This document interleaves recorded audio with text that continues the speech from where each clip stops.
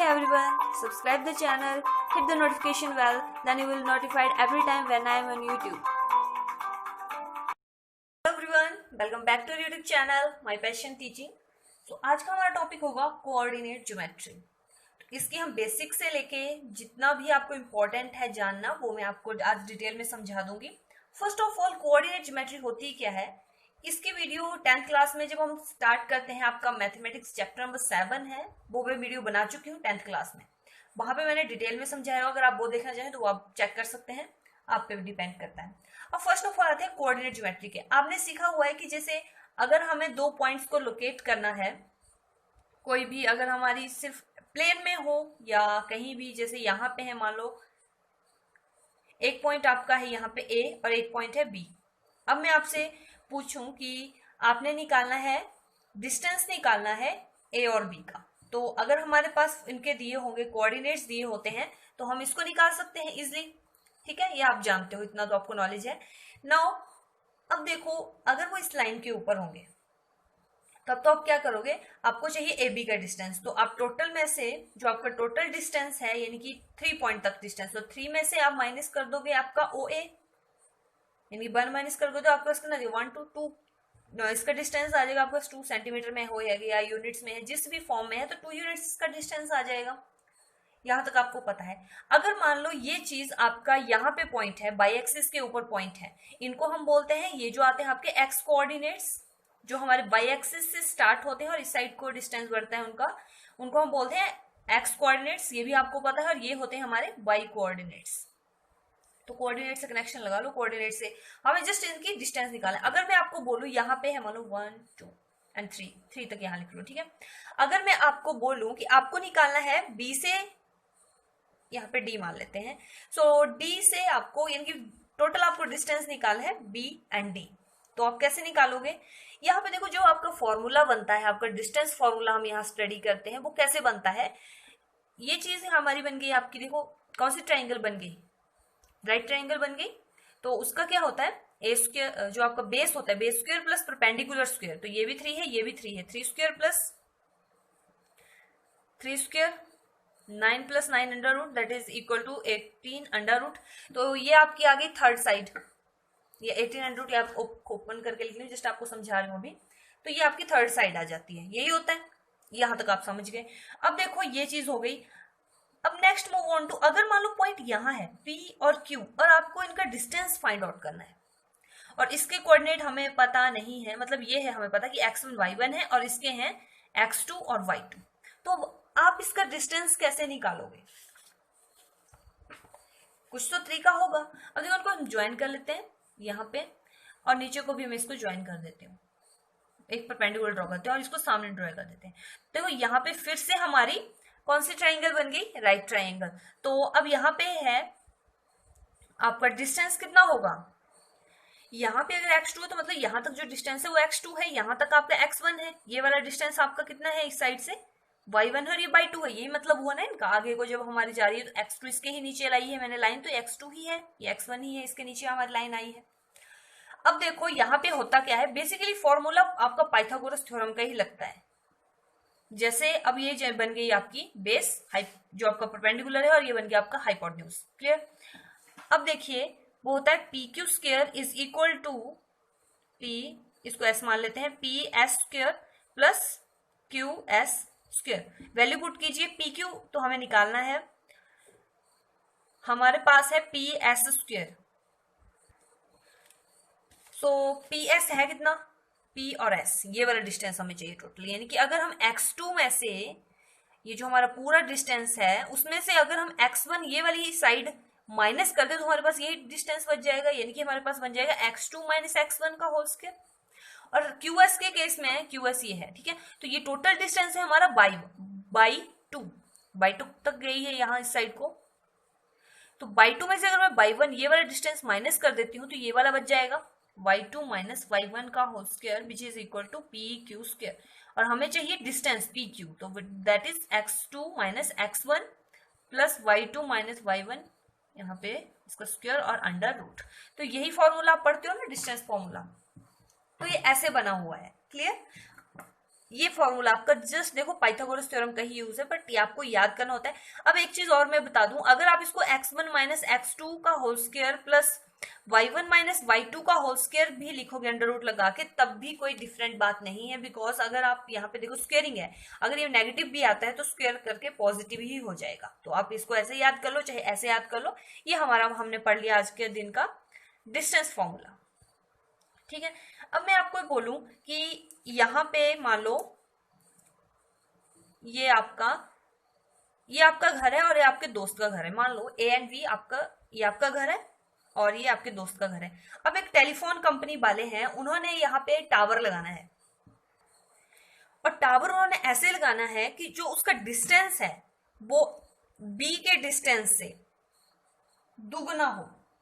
ठीक है, मतलब कि जो आपका डिस्टेंस होगा, जो डिस्टेंस बिटवीन द टावर, जो टावर यहाँ पे लगेगा कहीं बीच में, मान लो यहाँ जैसे लगेगा, तो उसका क्या हिसाब होगा, in such way that the distance of the tower from B is twice the distance from the A से इसका डिस्टेंस जो होगा वो ट्वाइस में आएगा, मतलब ऐसे स्ट्रेट लाइन है। तो ये जो चीज है अगर ये 1 होगी तो ये 2 होगी। ठीक है, ये कहने का मतलब हुआ, यानी कि इसको 1:2 में डिवाइड किया गया। अगर ये डिस्टेंस आपका 10 किलोमीटर भी होगा तो ये वाला डिस्टेंस 20 किलोमीटर आएगा। तो ये बन गया इसके सेक्शन, यहाँ पे आपका टेलीफोन बूथ लग गया। अगर आपसे पूछा जाए कि ये डिस्टेंस इसका दिया हुआ है, अगर आपके पास ए और बी दिए हों, इनका डिस्टेंस, इनके जो आपके कोऑर्डिनेट्स हैं ए और बी के कोऑर्डिनेट्स दिए हैं, और साथ में आपके पास सेक्शन जो है आपने किसी वे में किए, 1:2 में किए, रेशियो भी दी होती है, तो आप ये वाला पॉइंट निकाल सकते हो। तो उसके लिए फॉर्मूला क्या होता है, अगर ये m1 हो और ये m2 डिस्टेंस हो, यहाँ पे तो मैंने 1:2 लिया हुआ है, लेकिन अगर m1 हमें नहीं पता हो तब m1:1 हो, और हमें निकालनी हो x की वैल्यू, जो यहाँ पे पॉइंट आएंगी, यानी कि मान लो ये लाइन है a b और बीच में है p, x y, ये x1 y1 है और ये x2 y2 है। ठीक है, आपको ये निकालना है। तो x की वैल्यू आप कैसे निकालोगे, m1 जो आपका m1 है, जो आपकी फर्स्ट रेशियो होगी 1:2, 2:3, जो भी रेशियो होगी, उसमें क्या करते हैं हम, m1 मल्टीप्लाई बाय जो इसके कोऑर्डिनेट्स होता है फर्स्ट x2 प्लस फिर m2 जो दूसरा इस साइड का है वो इसको इस साइड मल्टीप्लाई करते हैं m2 x1 divided by m1 plus m2। अगर y निकालना हो हमें तो हम लिखते हैं सेम, बस x की जगह y2 लिख दो, या जहां भी जो भी चीज है उसको y से रिप्लेस कर दो। ये आपका फॉर्मूला बन गया। ठीक है, याद करने के लिए आपने क्या रखना है कि आपने फर्स्ट m1 से मल्टीप्लाई करना है, ऐसे है आपका, यहाँ पे है m1, तो m1:m2 है, m से फर्स्ट ऑफ ऑल यहाँ मल्टीप्लाई करना है x2 और m2 से यहाँ मल्टीप्लाई करना है x1। क्लियर, y के केस में होगा तो y के लिए भी ये फॉर्मूला है, तो x और y के ऐसे आपके पास आ जाएंगे। क्लियर हुआ यहाँ तक। अब नेक्स्ट फॉर्मूला है हमारा सेंट्रॉइड का। अगर आपके पास कोई ट्राइंगल दी हुई है, मान लो ए बी एंड सी, आपको इसका सेंटर फाइंड आउट करना है। कैसे फाइंड आउट करते हैं हम, इसका मान लो x1 है और y1 है और इसके हैं x2 y2 coordinates, x3 y3। तो इसका फॉर्मूला होता है x1 plus x2 plus x3, तीनों को प्लस करते हैं हम और डिवाइड बाय 3 कर देते हैं, और जो y के निकालने होंगे तो y1 y2 plus y3 divided by 3। ये आपका सिंपल सा फॉर्मूला है। इनको जो आपके x1 x2 और x3 प्लस करेंगे, डिवाइड बाय 3 कर देंगे, और जो y1 plus y2 plus y3 है उसको डिवाइड करेंगे 3 से, तो आपकी x और y यानी कि आपका जो सेंटर है वो आपका निकल के आ जाएगा। क्लियर हुआ, इतनी आपके लिए आज के लिए कोऑर्डिनेट ज्योमेट्री का इतना बेसिक है। बाकी इसके रिलेटेड जो भी आएंगे हम आगे करेंगे। अब कुछ क्वेश्चन हम कर लेते हैं इसके ऊपर। फर्स्ट क्वेश्चन आपका आ गया है कि ए बी सी आपके पास वर्टिसेस हैं ट्राइंगल एबीसी की, then its centroid is given by, तो इसके सेंट्रोइड कैसे निकालेंगे, अभी जस्ट मैंने आपको फॉर्मूला बताया। तो फर्स्ट ऑफ ऑल 5 + 2 x वाले ले रही हूं मैं, प्लस और 0 है तो यहाँ divide by 3, comma 3 + 1 + 2 divided by 3।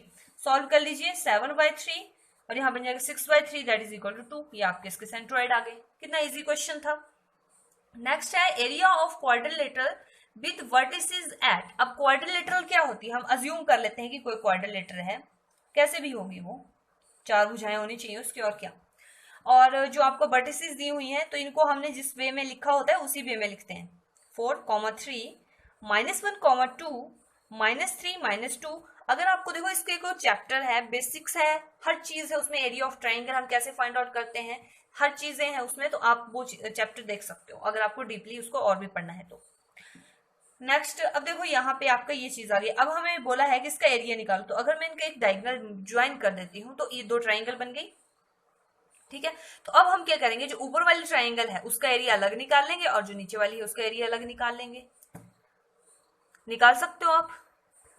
अब एरिया निकालने के दो तरीके हैं, मैं आपको बता देती हूँ। या तो आप ये फॉर्मूला यूज करो, x1 x2 x3 y1 y2 y3 1 1 1, just यहाँ वैल्यूज पुट करो इसको। अगर ये तीनों है, यही हो गया x1 x2 x3 y1 y2 y3, clear, और 1 1 1, ये आपका डायरेक्ट आपको एरिया ऑफ ट्राइंगल दे देगा।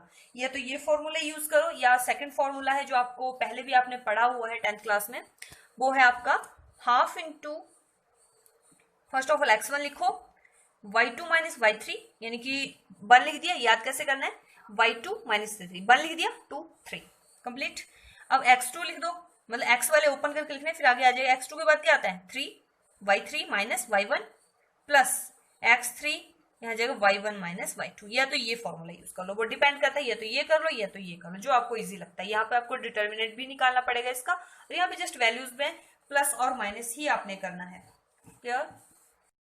फॉर्मूले से इसको कर रही हूँ, आप इससे भी ट्राई करना। आपका या तो आपको ये इजी लगता है तो यहाँ पुट कर लीजिए, ये इजी लगता है तो ये ले लीजिए। तो ए बी सी डी, ये वाली ट्राइंगल ले ली, तो मैं ए बी सी ले रही हूँ, ठीक है। ए बी सी ट्राइंगल ली मैंने, फॉर्मूला में ये यूज कर रहे हैं 1/2, तो ए ये है, यानी कि x2 है आपका, x1 है आपका 4 और 2 आपका ये हो गया by2 minus this, minus minus हो गया प्लस माइनस। अब यहाँ पे देखो x2 जो है माइनस में है तो यहाँ माइनस साइन इसलिए लगाया मैंने। by3 आपका है -2 और जो आपका y1 है वो आपका है 3 -3, ठीक है। प्लस x3 हमारा है -3, तो हम इसको माइनस ही लिख रही हूँ मैं डायरेक्ट, और 3 -2 y1 y2, ये ठीक है। इसको आप सॉल्व करेंगे तो 18/2 दैट इज इक्वल टू 9। अब ट्राइंगल लेते हैं हम, ट्राइंगल नीचे वाली जो है आपकी CDA, ठीक है। अब CDA लोगे आप तो वहां पे आ जाएगा हाफ -3 -1 -3 +2 3 + 2 +4 -2 +1, ये आपको समझ आ रहा है कहां से आ रही है? बिकॉज देखो यहाँ पे -3 x1 2 x2 4 x3, बीच में जो आपकी इस फॉर्मूले के अकॉर्डिंग पुट किया, ये आ जाएगा 18/2, अगेन इट इज 9, और हमें चाहिए दोनों का, तो दोनों का हमें प्लस करना पड़ेगा, तो 9 + 9 इज 18, तो इसका आंसर आ जाएगा आपके पास 18, क्लियर। आपको क्वेश्चन समझ आ गया। अब क्वेश्चन कुछ इस टाइप का भी आ सकता है, the centroid of a triangle is 2,7 and 2 of it vertices are 4,8 and -2,6, then third vertex is, तो आपको फॉर्मूला पता होना चाहिए। तो फॉर्मूला होता है हमारा, आपके पास है 4 + x2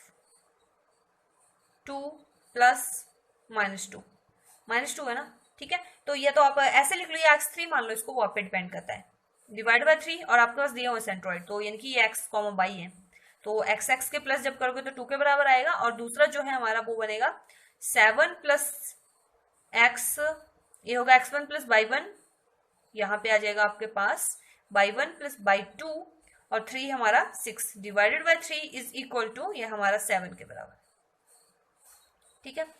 अब आगे चलते हैं, यहाँ पे हो गया 4 - 2 is 2/3 + x2 is equal to 2, यहाँ पे नीचे आ जाएगा 7 और +6 is 6 13 /3 + y2 is equal to 7, clear.